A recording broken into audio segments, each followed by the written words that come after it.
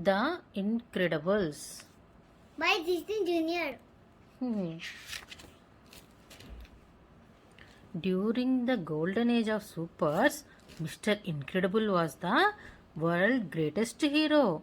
With the power of super strength, he caught criminals and stopped disasters.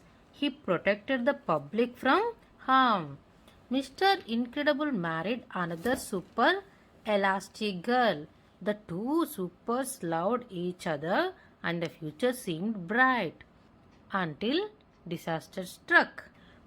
People started to sue the supers. Some of them claimed they hadn't wanted to be saved at all. The government told the supers to stop being heroes.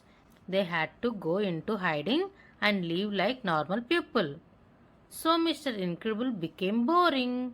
Average, Bob Parr and Elastic Girl became Helen.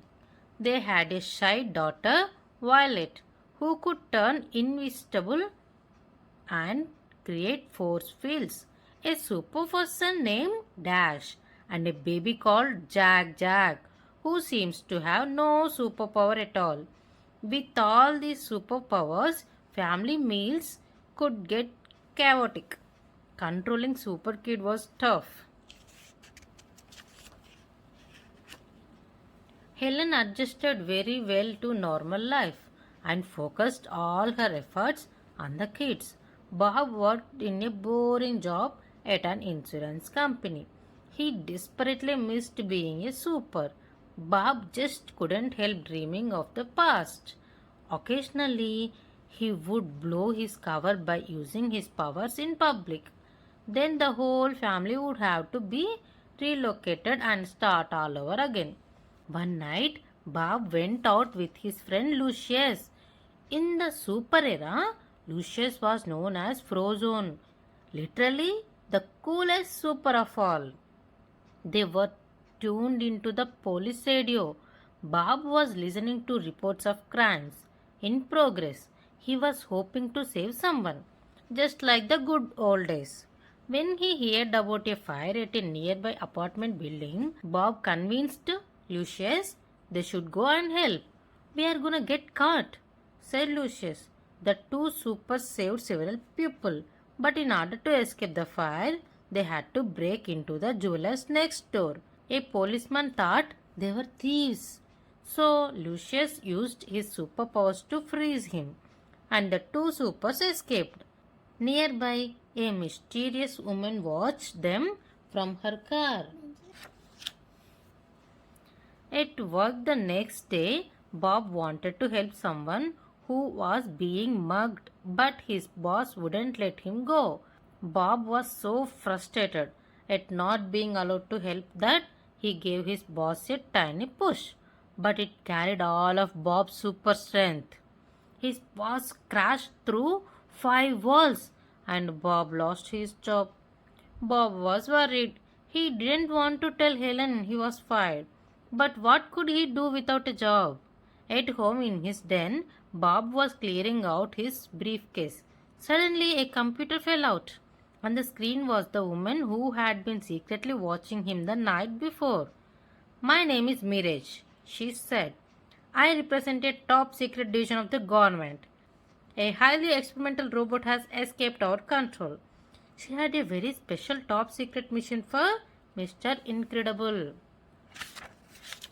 Mirage told Bob that if he could stop the malfunctioning Omnidrive battle robot before it caused any damage, he would be paid 3 times his yearly salary. Bob accepted. He needed the money, but more importantly, he needed the adventure. Bob knew Helen wouldn't approve, so he told her he was going on a business trip.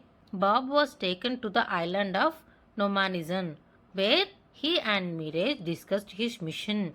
Shut it down, do it quickly, he confirmed. And don't die, added Mirage. Mr. Incredible soon encountered the robo and the fight began. The Omnidrive was a fast learner when it came to defending itself. But in the end, Mr. Incredible tricked it into self destruction. Mirage and her boss watched the Omnidriode's defeat. Surprising, said her boss. After a celebration dinner with Mirage, Bob flew home. He was excited about getting back into super work. He began to lose weight, bought a new car, and even played with the kids. Things were looking up, but he would rip his suit.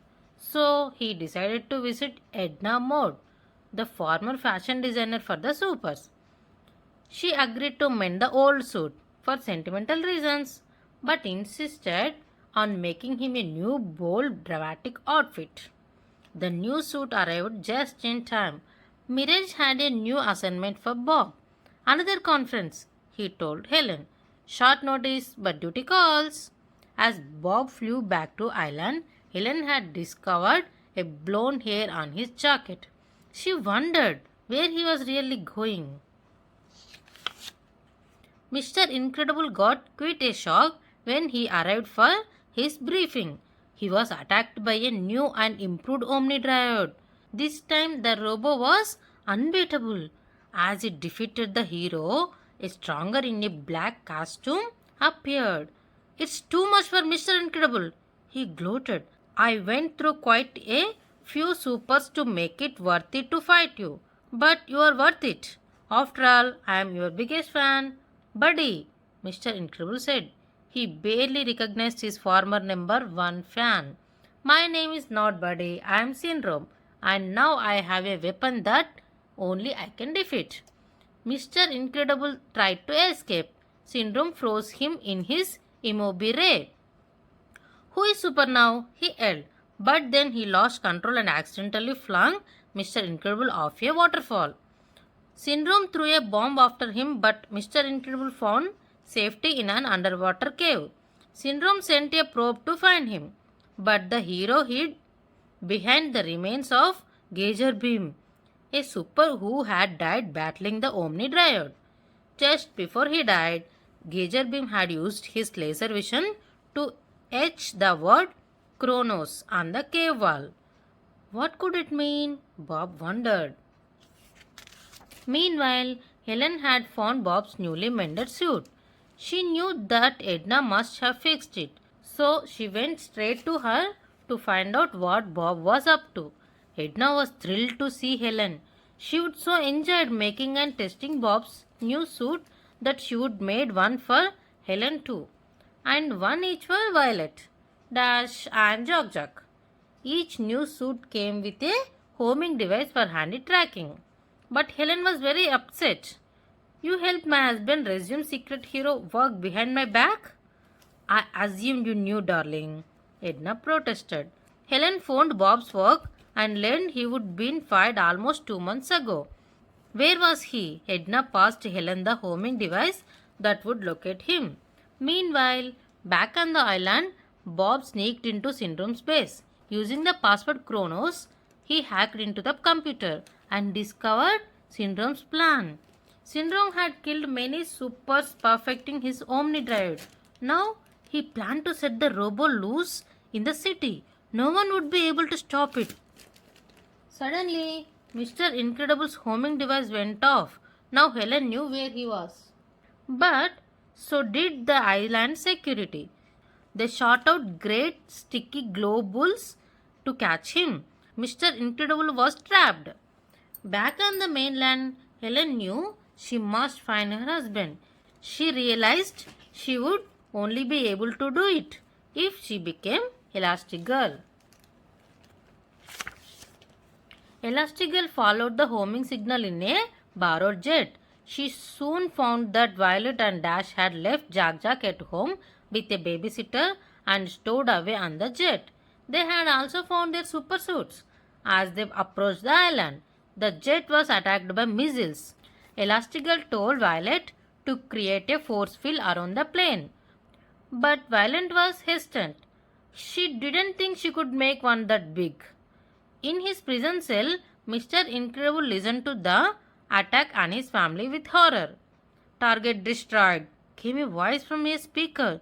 You will get over it, Syndrome sneered. A desperate Mr. Incredible grabbed Mirage.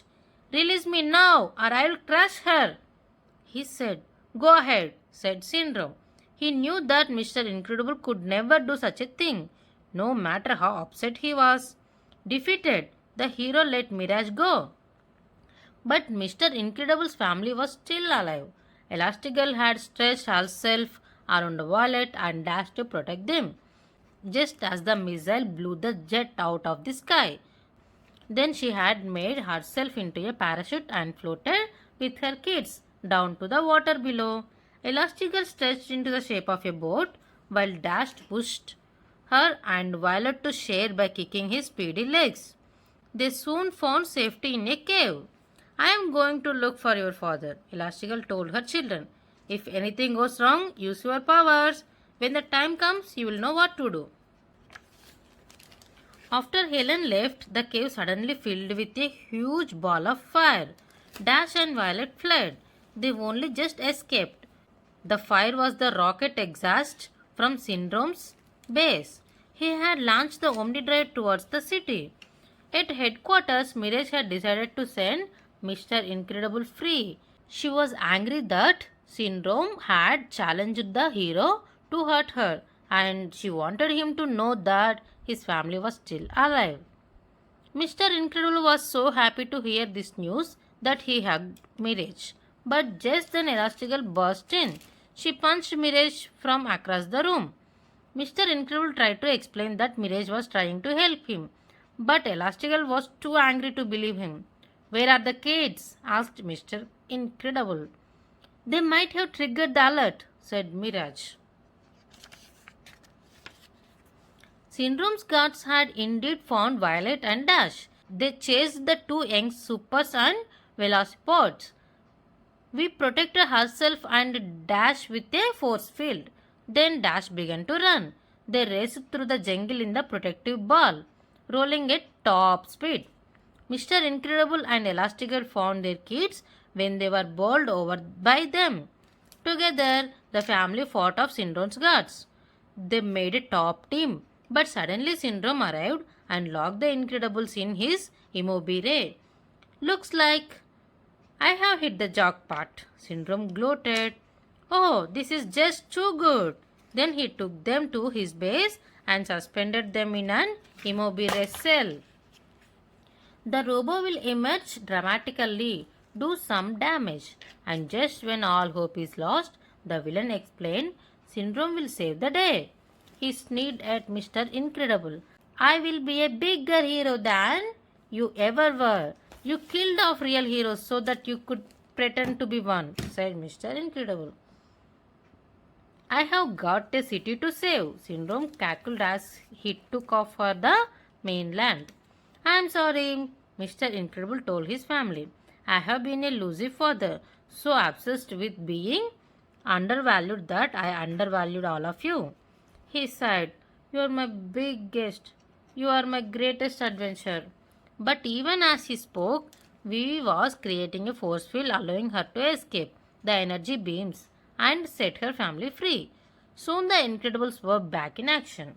Mirage helped the family escape from the island in a rocket. They flew towards the city where the Omnidrive was already destroying everything it could find. The people of the city were terrified. Someone needs to teach this hunk of metal a few manners, Syndrome told the crowd. Sneakily, he worked the robot's remote control and removed the Omnidrive's arm. The crowd cheered and Syndrome loved it. But the Omnidrive was a learning robot and it realized Syndrome was controlling it. It jabbed the remote and knocked Syndrome out. Luckily, the Incredibles had just crash landed in a van that Elastigirl had held to the rocket. Then Mr. Incredible announced he would fight the robo alone. When Elastigirl objected, Mr. Incredible begged her. I can't lose you again, he said. I'm not strong enough. Elastigirl smiled gently. If we work together, you won't have to be. The supers fought as a team. Mr. Incredible's old pal Frozen helped them too. Still, the Omnidrive proved to be quite a foe. That is, until Mr. Incredible remembered that the only thing that could defeat the Omnidrive was itself. He grabbed a rocket-loaded cloth that had fallen from the robo. Elastigirl frozen and the kids pushed buttons on the remote control while Mr. Incredible aimed the claw. So it pointed at the Omnidrive. Just then Elastigirl found the right button. The rocket ripped the robo apart. The city was saved. Syndrome recovered to find everyone cheering the supers. No one cared about him. Furious, he crept away. When the Incredibles returned home, they found that a replacement babysitter had come for Jack Syndrome. You stole my future, said Syndrome. I am returning the favor. Don't worry. I will be a good mentor, and in time, who knows, he might make a good sidekick. Syndrome blasted a hole in the roof and flew off with Jack towards his waiting jet. But Jack was upset. He began to cry and wail. Then he began to transform using superpowers. Suddenly, Syndrome was no longer holding a sweet baby but a foaming monster. Jack tore through Syndrome's rocket boots. Syndrome quickly dropped him and raced for his nearby jet. Mr. Incredible used his super strength, threw Elastigirl into the air. She caught Jack and then stretched out into a parachute to bring him safely back to the ground. This isn't the end of it, Syndrome raged, but he was wrong. Mr. Incredible picked up a car and threw it at the jet. Syndrome was jolted by the blast. His cape got caught in one of the engines, and with one last shell, Syndrome was gone. As the jet exploded, we protected her family with a force field. Their house was destroyed by falling wreckage, but the Incredibles were safe. That's my girl, said Elastigirl to her daughter. With the danger to the city over, the Incredibles returned to their undercover life. But fitting in was just a little easier now. Vi was more confident in herself, and Dash was even allowed to use a little of his super speed by running on the school team. He was careful to always come in a close second. But as the super family left school sports day, the ground began to rumble. A monstrous machine broke out of the earth with a menacing figure riding on the top of it. Behold the Underminer! The figure cried. All will tremble before me. It was time for the family to put on their masks and change into their super suits. This was a job for the Incredibles.